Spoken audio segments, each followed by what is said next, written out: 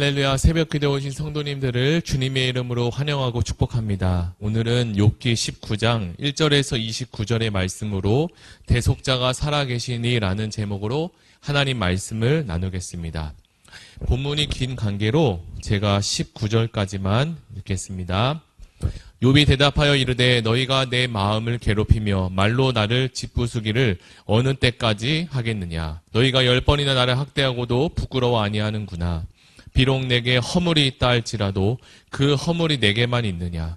너희가 참으로 나를 향하여 자만하며 내게 수치스러운 행위가 있다고 증언하려면 하려니와 하나님이 나를 억울하게 하시고 자기 그물로 나를 에워싸신 줄을 알아야 할지니라. 내가 폭행을 당한다고 부르짖으나 응답이 없고 도움을 간과하였으나 정의가 없구나. 그가 내 길을 막아 지나가지 못하게 하시며 내 앞길에 어둠을 두셨으며 나의 영광을 거두어 가시며 나의 간모를 머리에서 벗기시고 사면으로 나를 헐으시니 나는 죽었구나. 내 희망을 나무 뽑듯 뽑으시고 나를 향하여 진노하시고 원수같이 보시는구나. 그 군대가 일제히 나와서 길을 도두고 나를 치며 내 장막을 둘러 진을 쳤구나. 나의 형제들이 나를 멀리 떠나게 하시니 나를 아는 모든 사람이 내게 낯선 사람이 되었구나. 내 친척은 나를 버렸으며 가까운 친지들은 나를 잊었구나. 내 집에 머물러 사는 자와 내 여종들은 나를 낯선 사람으로 여기니 내가 그들 앞에서 타국 사람이 되었구나. 내가 내 종을 불러도 대답하지 아니하니 내 입으로 그에게 간청하여야 하겠구나. 내 아내도 내 숨결을 싫어하며 내 허리의 자식들도 나를 가련하게 여기는구나. 어린 아이들까지도 나를 업신여기며 내가 일어나면 나를 조롱하는구나. 나의 가까운 친구들이 나를 미워하며 내가 사랑하는 사람들이 돌이켜 나의 원수가 되었구나. 아멘. 누구든 살아가면서 자신을 향해서 비난이나 또는 부정적인 이야기를 쏟아붓는 경험을 하기도 합니다. 이런 경험을 겪어본 사람은 알겠지만 당사자의 그 마음은 정말 헤아리기 어려울 정도로 매우 힘들고 어려울 것입니다.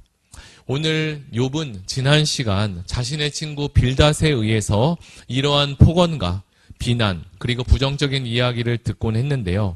그래서 욥은 너무나 마음이 어렵고 괴로웠습니다. 욥의 친구들은 하나님이 자신의 백성을 연단하기 위해서 어떤 경우에는 인생 밑바닥까지 끌어내리며 많은 고통과 환난을 허락하는 것을 아직 이해하지 못하고 있었습니다.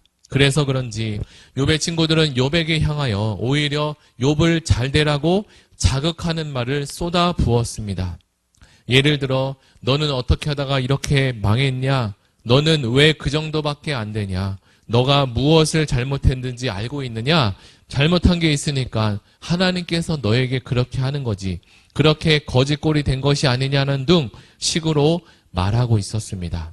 말하는 사람은 잘 모르겠지만 듣는 사람이 얼마나 큰 상처가 될 수 있는지 욥의 친구들은 아직 잘 몰랐습니다. 실상 우리 주변에도 고난받는 성도들이 있다면 그분들에게 필요한 것은 지금 상황에서 잘잘못을 알리고 앞으로 어떻게 했으면 좋겠냐라는 거 묻는 것이 아니라 그분들에게 다가가 따뜻한 말 또는 위로의 말을 전해주는 것이 먼저 필요하리라 생각됩니다. 욥은 이전처럼 많은 것을 가진 상태로 육신도 그리고 정신도 풍성하고 건강한 상태가 아니었기에 그런 욥은 친구들이 이야기하는 것들이 자신에게 가시박힌 말이 되고 상처로 들려졌던 것이 분명합니다. 우리가 함께 읽은 이 성경을 통해서도 10번이나 친구들이 욥을 향해서 그렇게 학대하듯이 이야기했다고 하는데요. 이 말의 뜻은 그만큼 많이 그리고 그만큼 강하게 욥을 향해서 말을 했다는 뜻이기도 합니다.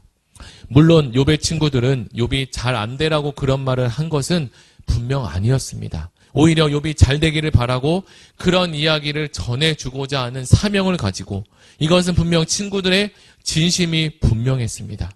그러나 그것은 욥의 친구들의 입장에 서서 한 것이고 지금은 약해질 대로 약해진 욥의 마음과 정신으로는 친구들의 이야기가 당연히 좋게 들리지는 않았습니다. 오히려 욥은 그것을 받아들이기가 어려운 상태였습니다. 오히려 그것은 욥의 마음에 빗으로 계속 꽂히고 있었습니다. 물론 친구들의 이 말이 틀린 말보다는 맞는 말이 훨씬 더 많이 있었습니다. 욥도 그런 사실이 맞다는 것도 분명히 어느 정도 이해하고 인정했습니다. 그럼에도 사람이라는 게 연약한 존재이기 때문에 좋은 이야기를 들어야 좋지 자신을 향해서 팩트라고 해서 부정적인 이야기를 듣고 싶은 사람은 아마 별로 없을 것입니다. 사실과 진실이라는 말이 있는데 사실과 진실이라는 것은 이렇게 서로 다른데요. 사실은 있는 그대로의 팩트를 얘기하지만 진실은 상대방을 배려하고 이해하는 차원에서 사랑스러운 이야기로 전해질 수 있는 것입니다. 오늘 우리가 함께 읽은 7절에 보면 이런 말씀이 있습니다. 제가 읽어드리겠습니다. 내가 폭행을 당한다고 부르짖으나 응답이 없고 도움을 간구하였으나 정의가 없구나. 우리가 평안하고 잘 지내고 있을 때에도 기도를 하는데요. 그럴 때 기도의 응답이 더디거나 없다면 당연히 지금은 넉넉한 마음과 평안하니 그러려니 할 수 있지만 내가 처해진 상황이 좋지 않거나 어려움이 많이 닥쳐 있을 때는 기도에도 응답이 없거나 하나님의 반응이 보여지지 나타나지 느껴지지 않는다면 누구든지 마음이 많이 속상할 수 있을 것입니다. 더군다나 하나님은 욥의 모든 상황을 지금 다 막아놓은 상태였습니다. 그의 모든 길이 다 막혔고 그 앞에는 어두움밖에 없었습니다. 누가 보아도 욥의 인생 앞에는 빛과 소망은 하나도 보이지 않았습니다. 아주 막다른 골목길 같이 보입니다. 욥의 고난 이전에는 누구든 그를 칭송하고 인정해주는 말이 욥에게 항상 가득했습니다. 그러나 지금은 너무나 다릅니다. 많은 사람들이 다 떠났고 가까운 친구나 어린 아이들까지도 자신을 무시하는 것처럼 느껴졌습니다. 그리고 그게 또 지금의 사실이기도 합니다.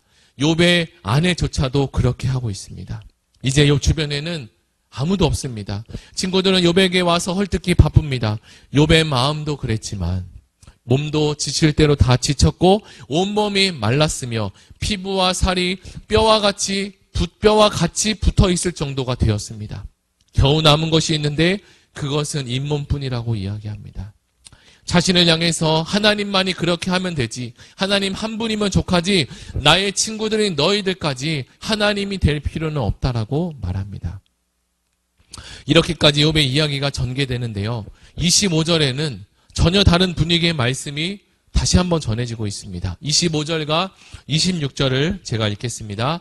내가 알기에는 나의 대속자가 살아계시니 마침내 그가 땅 위에 설 것이라. 내 가죽이 벗김을 당한 뒤에도 내가 육체 밖에서 하나님을 보리라.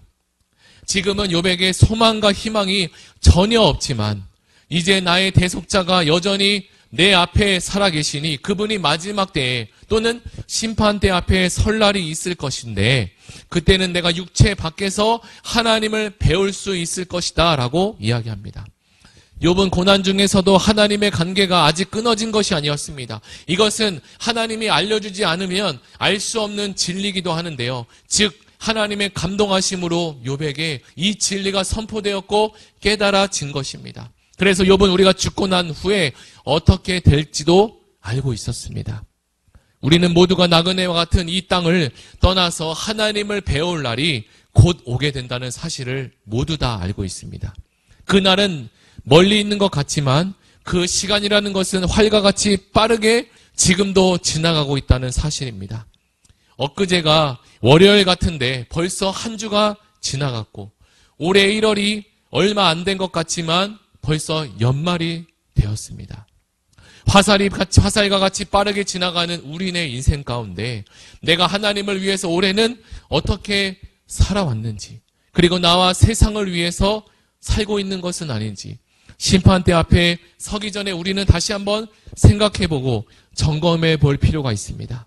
욥과 같이 우리에게 다가온 여건과 고난이 모두 다 완벽하게 이해되지는 않지만 그것을 벗을 날이 곧 올 것이고 하나님의 필요에 의해서 우리에게 허락하신 것도 있다는 사실을 우리도 알아야 할 것이고 하나님을 그럼에도 끝까지 신뢰하고 나에게 믿음이 우리에게 주어져야 할 것임을 우리가 확신해야 할 것입니다.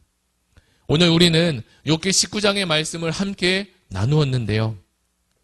이제 벌써 12월이 다가오는 연말이 되었습니다. 한 해 마무리를 한번 정리해 보시고 내년 새해 기도 제목을 한번 기록하는 시간을 가지셨으면 좋겠습니다. 오늘 우리가 욥기 19장 말씀을 함께 나누었는데 다 같이 들은 말씀을 가지고 기도하시고 가지고 오신 개인 기도 제목을 가지고 우리 다 같이 기도하시겠습니다.